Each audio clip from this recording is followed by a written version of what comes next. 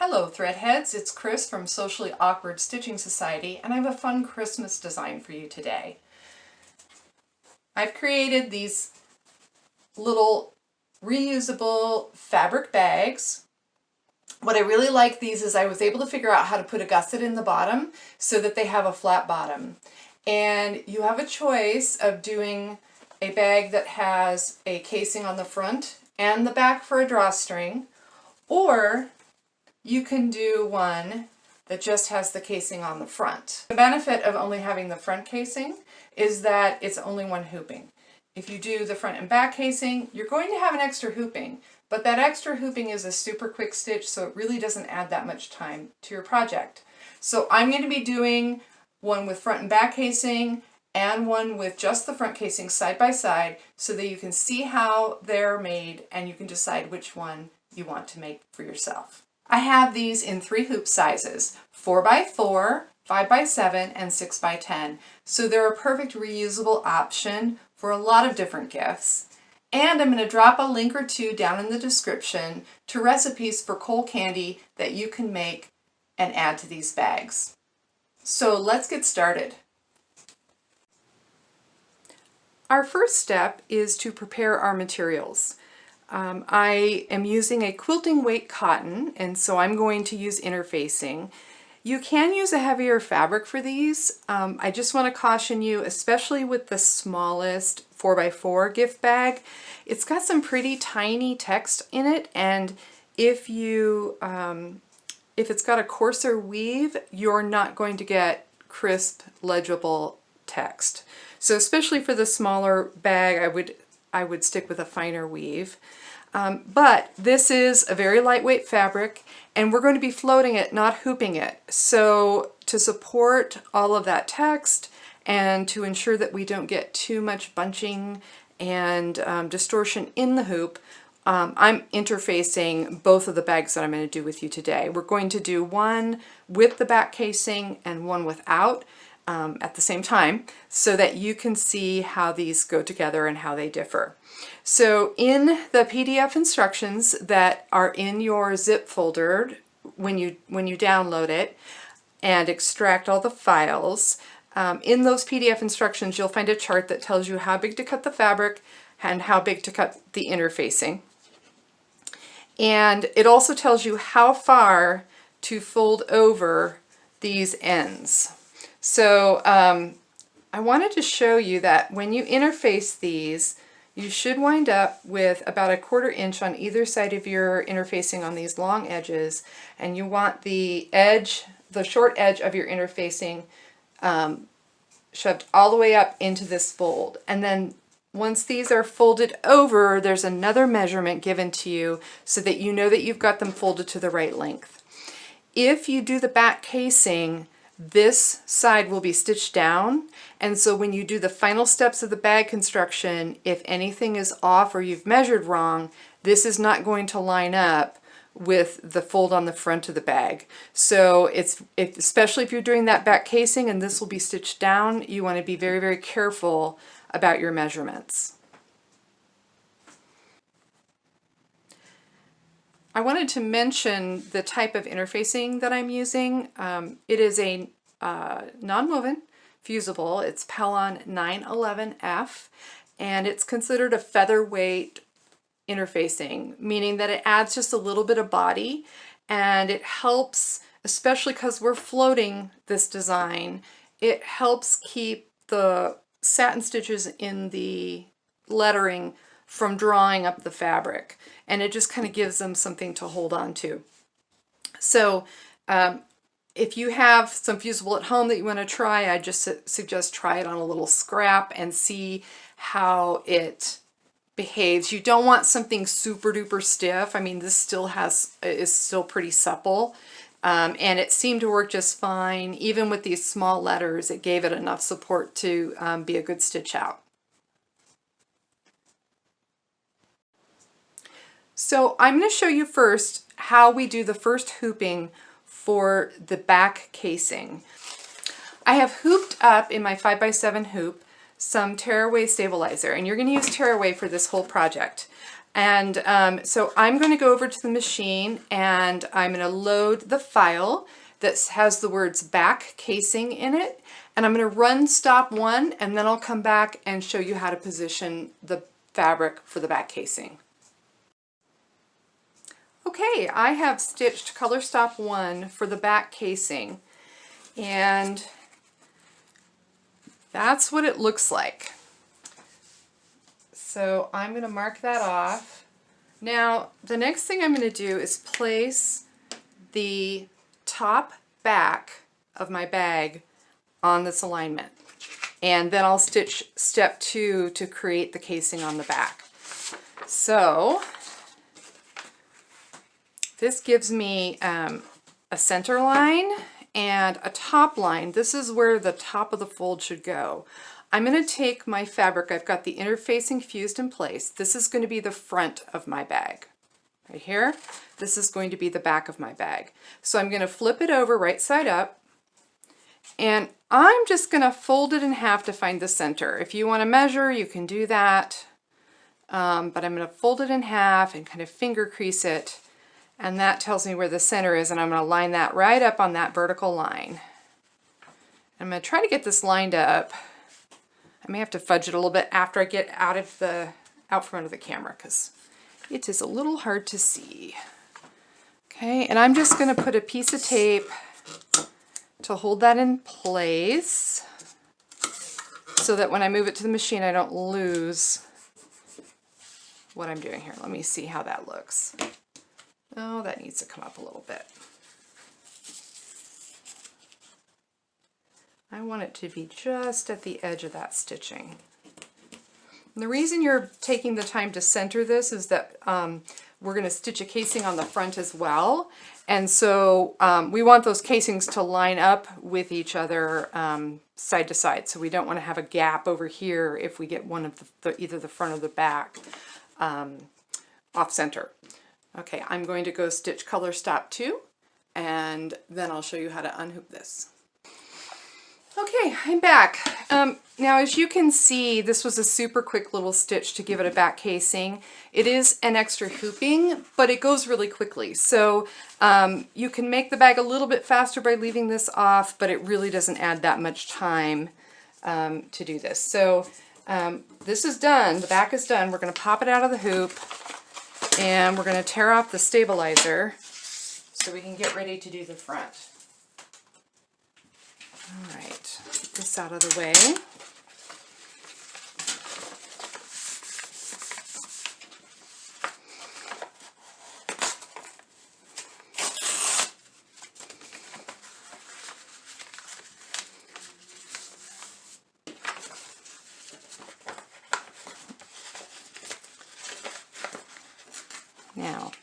Now as you're tearing off the stabilizer, you're going to find these little bits of thread, which were our placement stitch that was inside the stabilizer, and you can just snip those. Those are not going to hurt anything.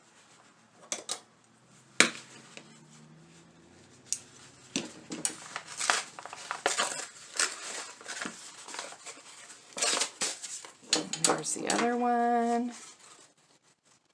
Okay, there we go. Try to get that up. Okay, there we go. All right, so there is the casing for the back of our bag. Now I'm going to show you, so I'm not going to do that, I'm not going to do this on the little guy. This is going to be our little bag, and I'm going to do without a back casing so you can see what that looks like. So now I am going to hoop up more tearaway, and I'm going to load the file which has the word front in it, and I'm going to stitch the very first stop on that, which will lay down the placement for us to lay in the front of our bag. Okay, I have stitched out our stop 1 of the front of our bag, and as you can see, it has outlined the area of the entire bag. So this is about how big our finished bag will be, and then it's given us that vertical alignment to make sure that we center our fabric over the design. So here's our color stops for the bag. And these are for, this is for the 5x7. And you can see it's got 14 color stops. I'm going to show you which ones. So we just did this one. And then we're going to go down to stop 10 through stop 10. This is all our design. Okay, and then stops 11, 12, 13, and 14 are construction of the bag. Okay, so these are construction. So when I was positioning the back of this, I actually goofed up a little bit. It doesn't always cause a problem, but it did a little bit this time, and I just want to show you so you can learn from my error.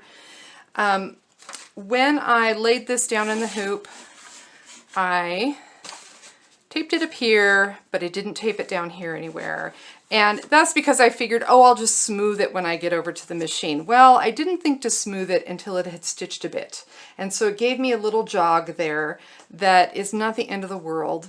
But when I place this front, I want to make sure that I tape those sides down just to keep it from shifting as I move the hoop over to the machine and maneuver it around the machine. So I've gotten my center mark here, and I'm going to slide that on. I'm going to pull this toward me for a moment while I get it lined up so I can see better. Hopefully you're not having to see the top of my roots, which really need to be done. Okay, I think I've got it. All right, so it's lined up. And I'll show you in just a second here. Got that lined up. So now I've taken the other end, the end that we didn't stitch the casing on, and it's the side with the interfacing, right? And I've got that fold laying right on this line with the middle of my fabric on that vertical line. Now what I'm going to do, and you can see, I might have not cut this as straight as I possibly could, but that's actually not going to matter.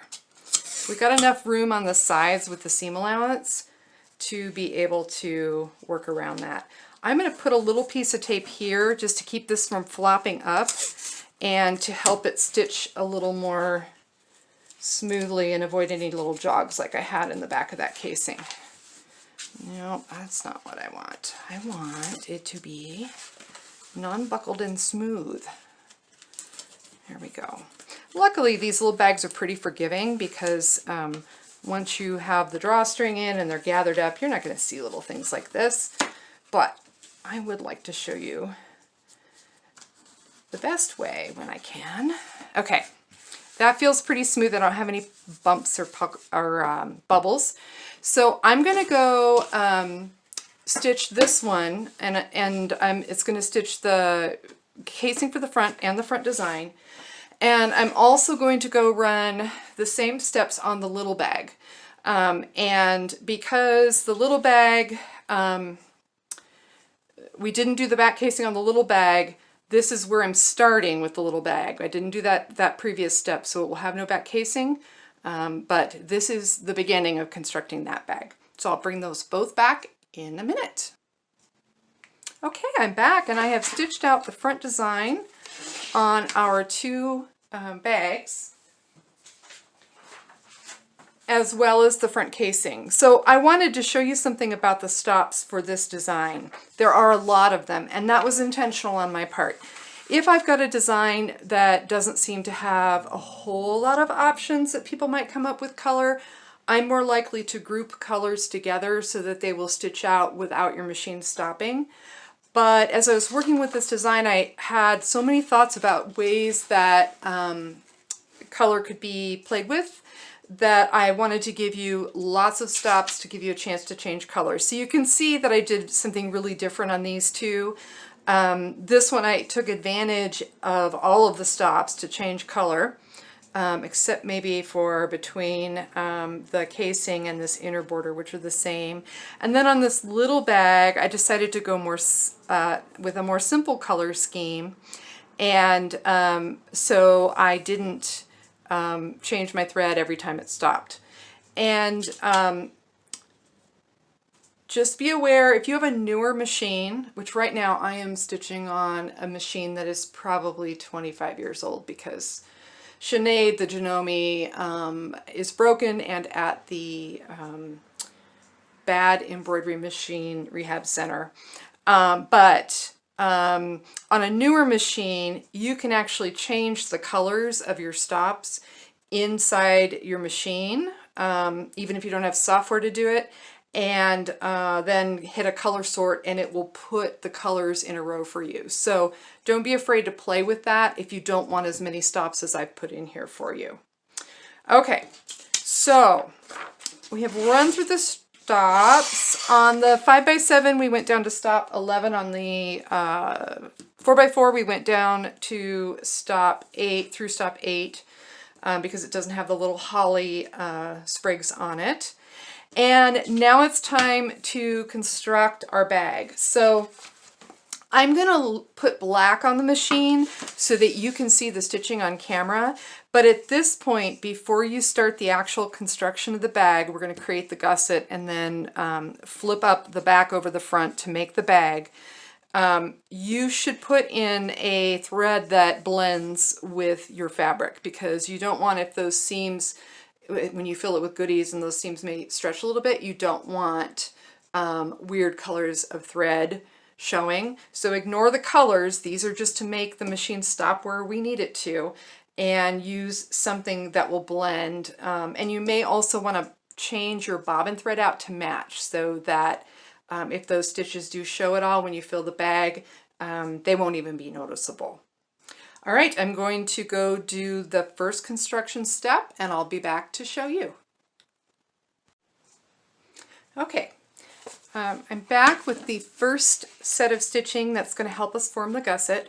The gusset requires 3 stops to form it. And so you can see right down here, this is stop number 11, which I've stitched in black just so you can see it. And so we've done number 11. Sorry, let me get that centered for you.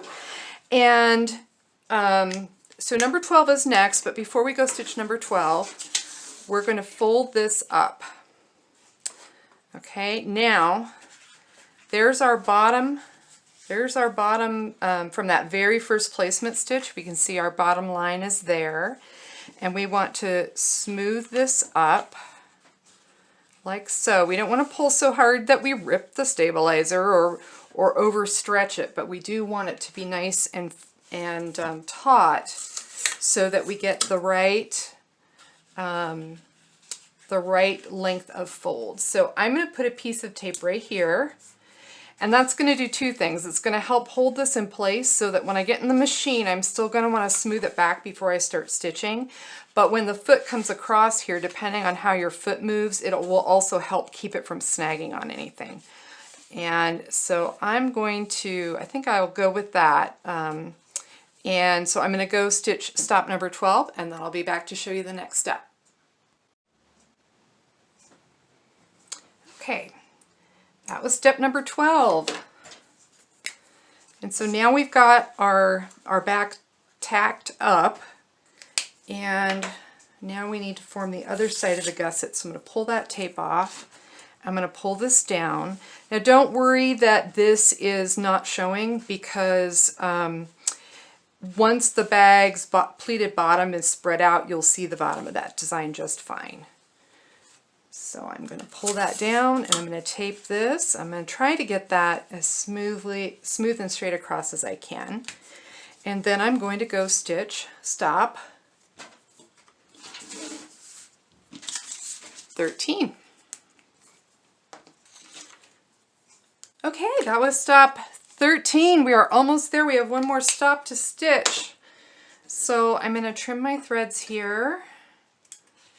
And the last step is to fold up this back and match it up here with our top edge here. Now, I want to show you something because just because of handling the fabric, maybe you stretch it a little more taut in one place and you do it in another, or maybe you weren't quite precise on your cuts with when you when you cut the original piece of fabric, it can happen that this doesn't line up exactly right. And here's what I'm going to suggest. You're going to want to line it up as precisely as you can at the top, okay? Because that's going to show. If this is not aligned up here, you're going to see it. So I'm going to tape that down.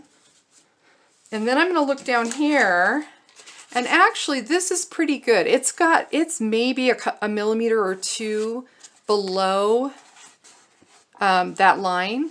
You are never going to see that. So if you have excess and it's a small amount, just smooth it down to the bottom of the bag. Now that's if you're doing the one that you've already stitched the back casing, because you can't adjust this now, right? Let me show you though, on the little one, what you would do if you have a little extra fabric or not quite enough fabric and you haven't got a back casing. So pardon my reach, there we go. So this guy is all done, or ready for the same side stitch. So when I fold him up, he's pretty good. But if for some reason he wasn't, let's say I had way too much fabric up here or too little fabric and it only came up to here, I've got a little bit of play in this amount of fabric here. So I can refold that to make it align more precisely if it hasn't already been stitched in that back casing step. All right. This guy came out pretty darn perfect though. All right, so I'm going to go stitch the last stop on these. And then I'll be back to show you how we finish up the bag.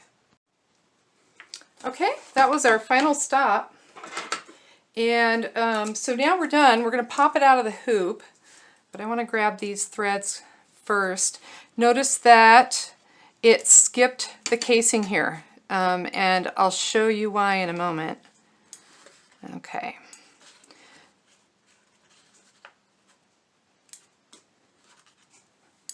All right. Get that out of our way.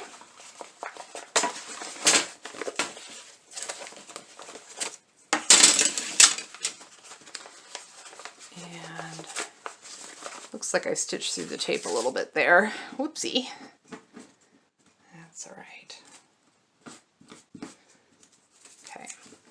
Now, just like I did with the back of our bag, the back casing, I'm just going to tear away all this stabilizer. And I'll show you one thing you need to be aware of. Oh, did it again. Look at me. There we go. All right. So I always fold and crease on tear away. I think it really does help get it loose from whatever it is that it's attached to. Now, see, there's our stitch again that we had on the stabilizer that's not actually attached to the bag. That stitching, you can just cut it like this. Okay. All right, so I'm going to do that all the way around. I'm going to edit this part out just so that you don't have to watch me do the whole thing. And then I'll be back to show you how we put in the drawstrings and how we turn the bag. Okay, I've got these freed from the stabilizer. I'm just going to leave this tearaway in here. It's a gift bag. It's not going to get washed. And so I'm just going to leave it behind supporting the embroidery, and it's not going to affect how the bag closes or anything. So I am going to trim down to 1/4 inch seam allowance on the sides. I'm not going to trim these, yeah, that was daring, huh? I could have way gone off course and had an issue. I'm not going to trim any of these corners. This one won't matter. This one you don't want it fraying up there. Let's do this side. This time I'll move the ruler instead of living dangerously. There we go. All right. So one of the little points of confusion in this design is how to get your drawstring in the proper spot in the casing. So where is the little guy? Here's the little guy. So I've already threaded him through. I'm going to show you how to do that on the big one because I think you'll be able to see better. So this is the one where we had the casing just on the front, not on the back. And so at this point, you're also, if you want to stick this down, if it doesn't seem like it's going to, if it doesn't say like it's going to stay flat, with quilting cotton, I haven't had a problem and I just kind of leave them like this, but you could put a little bit of fusible web under there, a little strip, and hit it with the iron, or you could use a little strip of double-sided permanent fabric tape and just pop it under there and that'll keep that down. So I've got this one, I've got the ribbon threaded just through the front, okay, because we didn't do the back casing. Now let me show you how to do that on this one. So on this little guy, I used a yarn needle, and I actually could use it on this one, but I'll also show you how to use a bodkin. This is a bodkin, and so it has a little slidey thing, right? And little pinchers down here. It's kind of like a tweezers that lock. But it's small enough to go through most casings. I don't think it would quite make it through the casing on the little bag, but it'll work on this one. So we're going to do a double,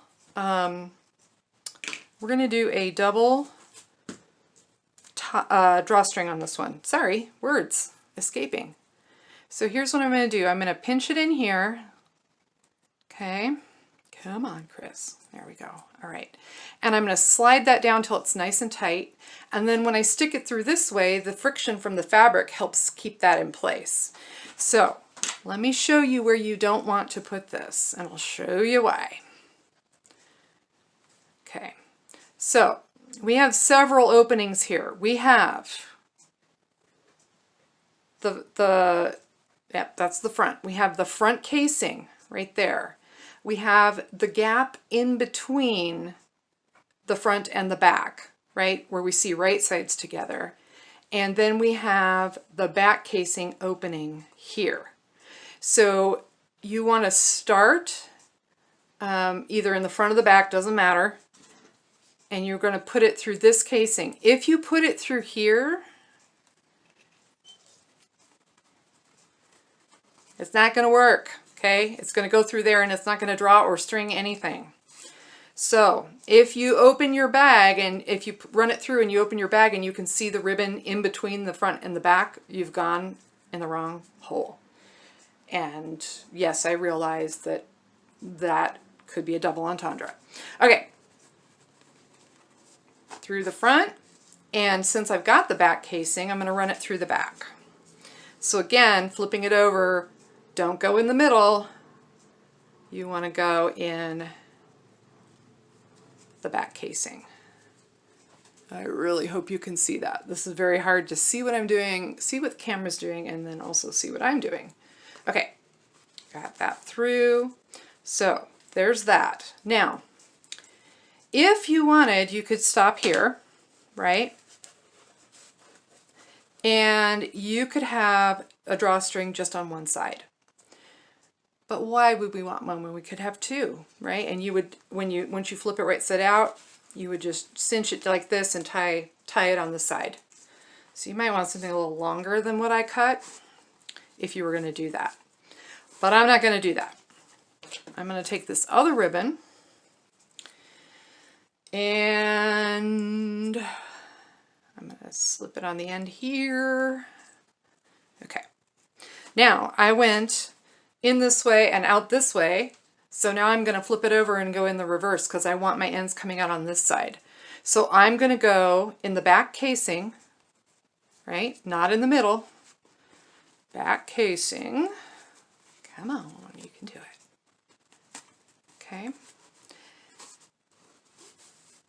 And I'm going to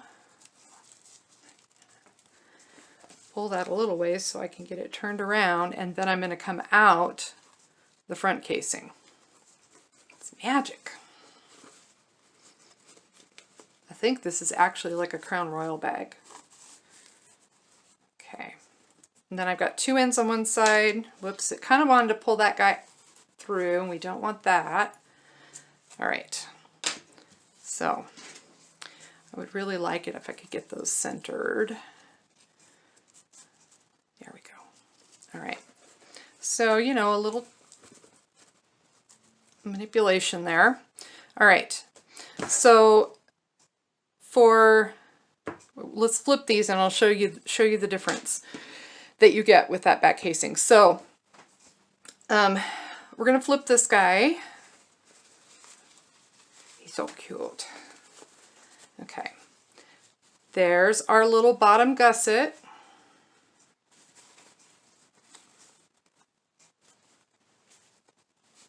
I do not have, well, I can use my scissors if I'm careful and just poke out these corners. So it should make a little triangle there. You may not be able to see it on the black, but hopefully you'll be able to see it better on the next one. So I'm just going to poke out these corners until I get my little triangle at the bottom. And that's where I get my pleat. Okay. And then I'm going to flip these around like this. Uh-oh, look at where these are. So if you're only doing the front casing, once you flip it, well, actually, it's no matter what casing you're doing. I will try not to misinform. So once you flip your bag, you got to do one more thing with your drawstring. So I'm going to put it on this needle because it's easier. Now, remember I said don't go in the middle, don't go in the middle. Go in the casing. Now you're going to go in that middle hole. Perhaps. Okay. It's really hard to see this on the itty bitty one, I think. So I'm not going back in the casing, I'm not going in the back casing, I'm going in between the layers. And that's how I get it to the outside. That's the only hole that opens to the outside. Okay. Let's do the same thing on this side.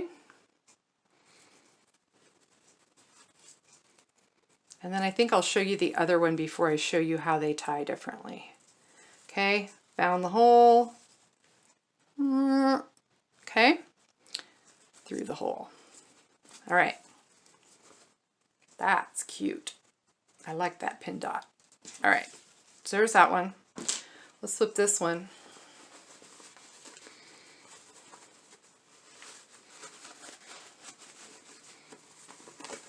I love this fabric because it's kind of looks like burlap. There you go. Can you see those? Yes, you can, I think. Those are the little triangles you get at the bottom that show you that you've got your gusset done correctly. Now I'm going to find the middle hole. And actually, I don't even think I need to use anything for this except my fingers to push them through to the outside. Now see what I said, remember I said be careful about using thread that doesn't match. I did that so that you could see what I was doing, but you can see right there that thread, if it blended with the fabric, that'd be better. Okay, so I'm gonna poke those through to this side, come on. And then I'm gonna kind of tuck those seam allowances back in if I can. Yeah, that's better. Okay. All right, let's do that on this side. So actually I'm going to need the ribbon on this one. I know it probably looks like I'm just making an interesting knot, but it is going to work. Okay, that goes through. I would recommend cutting these a little bit longer than I did. I was trying to be a cheapskate. That was the dog making that noise. He came up to check on me. Okay. There we go. All right. Everybody's out. All right. So that's a little more what it should look like. It's this on this side. So to gather this one, you just pull, right? And you could knot these if you want. What I do recommend you do is that you get a lighter from your favorite smoker. And after you manhandle these, you could even do it before you put them through actually. After you manhandle them and get them where you want them, just hit them with a little bit of flame. You could use a candle too, but a lighter is just super easy. Okay, so they won't ravel. And there you have it. There you have your gusseted gift bag. Okay, now this one, when we're ready to close it, we're gonna, whoop. This is actually a little trickier because you've got to kind of hold that other side while you're doing it. You're going to pull it along this ribbon and it's going to gather the front, and then you're going to hand gather, aka scrunch, this back. Okay, and it doesn't have to be neat, it just has to be closed. Okay, and then it probably would be helpful to have another pair of hands for this, because you do want to get it up like that, and if it's full of stuff that might be a little tricky. So if you have a helper, that could be good, who can keep their finger on there so that things don't go cattywampus. All right, there. Now I could tie a bow in the back, or I can wrap it back around the front and tie it in front. I kind of like tying it in the back because then you get to see the design a little better. But there you have it. Let's tie it. So two different options. One takes just a little bit more time and takes a little bit more ribbon. And then this one is super quick and also makes a cute little bag. All right, that is all I have for you today.